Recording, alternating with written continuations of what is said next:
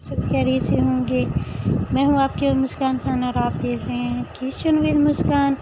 तो kitchen with मुस्कान में आज बहुत ज़बरदस्त और मज़ेदार सी रेसिपी बनने जा रही है, जो कि कच्चे पोटैटो है मेरे पास और कुछ सब्ज़ियां हैं जिसमें मैंने रेसिपी बनाई है। जैसे हरा धनिया हो गई और हरा प्याज हो गया, हरा थूम हो गया और इस तरह से चने हो गए और टमाटर हो गया। इसका पेस्ट सबको मैंने मिक्स किया और एक ज़बरदस्त पकौड़े की रेसिपी बना रही हूँ मैं।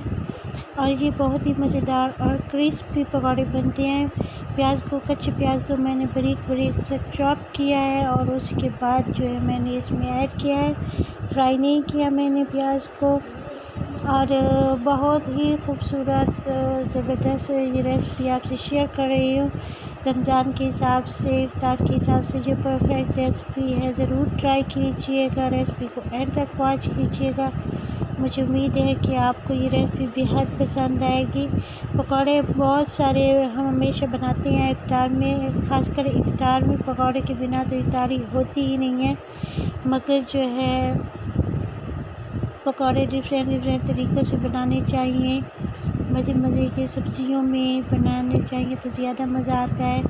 तो यहाँ पर मैंने ज़बरदस्त पकौड़े तैयार किए हैं और पकौड़ों को फ्राई किया। जब अच्छी तरह से फ्राई हो गए तो उसको डिश आउट किया। तकरीबन ये हमारे एक पकौड़े जो हैं 4-5 मिनट में ही फ्राई होते हैं। एक साइड के जो हम एक बार ऐड करते हैं घी में, वो 4-5 मिनट में ही फ्राई होते हैं जाके, क्योंकि प्याज जो है वो पोटैटो जो है वो कच्चे यूज़ कर रही हूँ, तो इस वजह से थोड़ा इसको देर होती है पकते में। तो ये हमारी आज की ज़बरदस्त सी वीडियो। पकौड़े बहुत ही क्रिस्पी बने हैं, बहुत ही ज़बरदस्त बने हैं, बहुत ही टेस्टी भी बने हैं। इफ्तार में तो बहुत मज़े के बने हैं। ग्रीन चटनी के साथ खाएं, सॉस के साथ खाएं, केचप के साथ खाएं, जिस चीज़ के भी साथ खाएंगे यकीनन बहुत ज़्यादा पसंद आएंगे आपको।